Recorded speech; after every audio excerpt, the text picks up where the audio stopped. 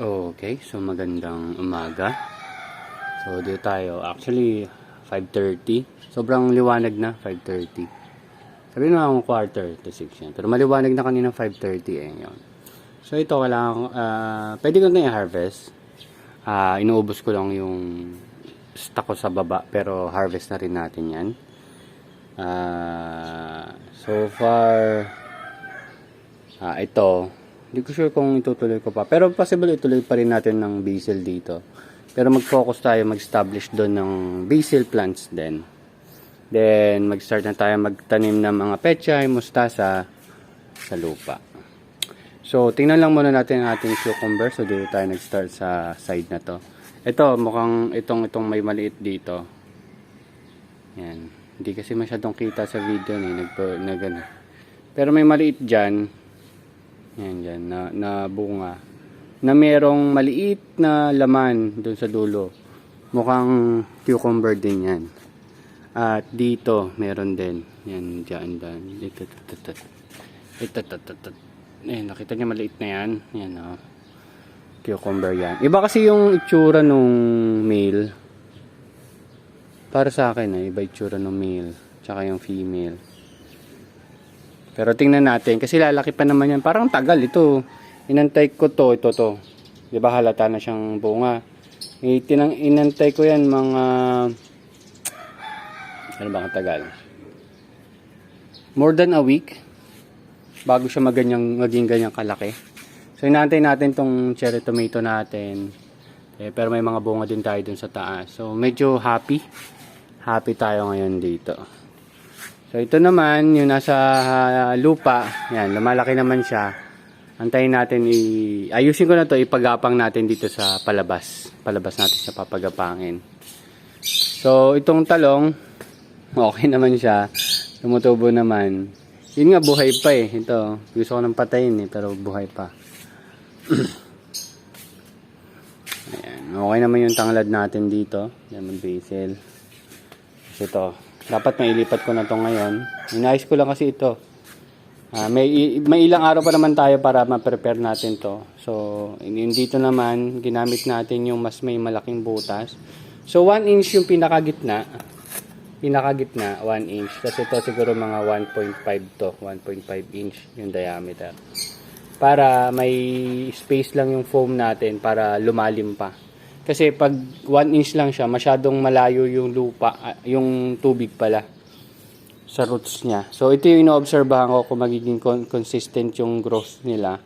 Siguro after a week, kung magkaroon ng mabagal na pagtubo yung iba, possible, hindi nila na kukuha yung nutrients na kailangan nila.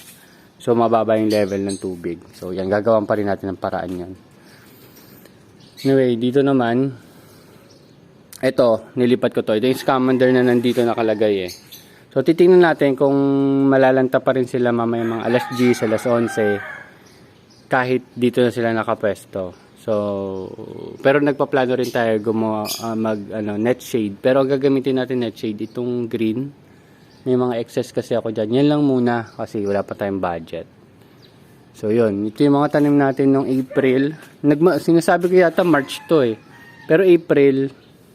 Hindi ko sure basta April 5. Tapos meron tayong March 26 doon. Yan. Yung March 26 yan yung for harvest natin itong 5. This week.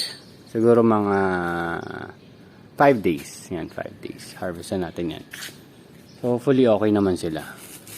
Tinitingnan ko kung may laman pa. May laman pa naman. So dito, kung mapansin nyo, wala na yung floater natin, pero may naisip po kung bagong mas maayos ang design ng magiging floater natin, pero yun nga, gagawin ko pa. Yan, so magre-refill naman tayo dyan. Yan, refill tayo dyan. Yung mga lemon basil natin na nandun, gagawa natin panibagong container. Yan, baka ito, pwedeng gamitin ko na to. Pwede dito, pwede naman sila dito sa shade palagay ko. Okay lang yan. Tapos ito, yung April 14 natin. Yan, looking good naman siya, 'di ba?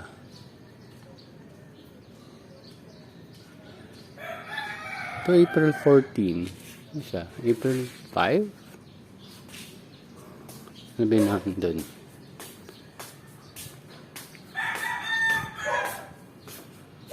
April 5. Ah, tama. That's April 14. Tapos, ito yung recent na tinransfer ko kagabi. So, gabi ko siya inilagay para medyo established na yung roots niya or condition na yung roots niya para mamayang tanghali. So, titingnan ko kung malalantad din siya. Kasi nga, kung malalanta, talagang ibig sabihin, sobrang init talaga dito. Na kahit yung almeti, medyo hindi kinakaya. Yan, anyway. Yan yung tanim natin. So, hopefully, okay siya mamaya. At kiss solution yung ginamit natin dyan. Yung susunod naman natin na transfer dito sa kabila ay gagamitan natin ng Nutri-Hydro solution. So, approximately, yung EC nito nasa 1.2 to 1.3 EC. Tapos, ganun din yung gagawin natin dito. Tapos, yung nasa 6.0 yata yung ano nito, yung pH level. Hindi ko matandaan, pero kagabi yun. Yun. So, gusto ko rin sana mag-focus dito sa fruiting natin daw. Maganda tubo. Ayan. Kita niyan. Bell pepper. Ganda ng tubo. Okay. Pero gagawin lang natin sila ng setup. Ayusin lang din natin. Siguro 2-3 plants tayo mag-concentrate. Pero kung nakikita nyo, yan, medyo nahihirapan palang isupport ng hydroton tong ano natin.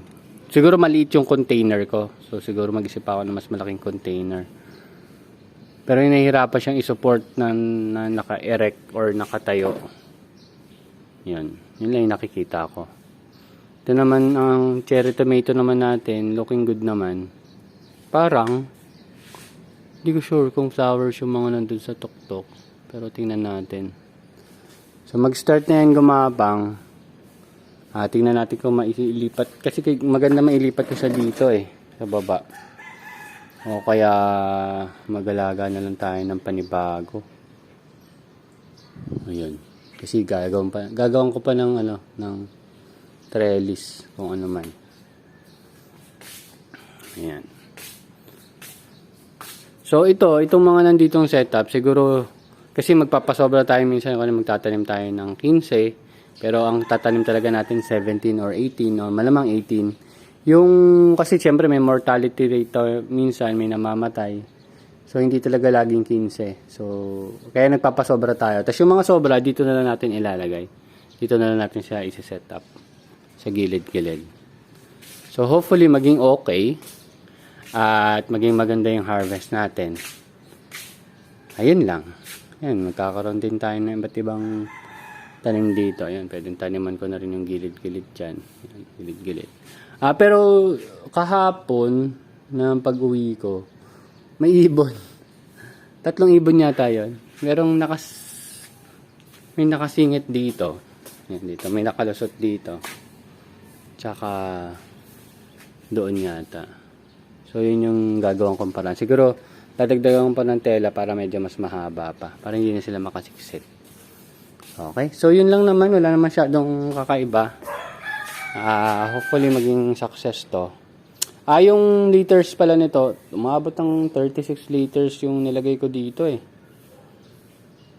sa approximate ko. Yan, 36 liters ng tubig yan.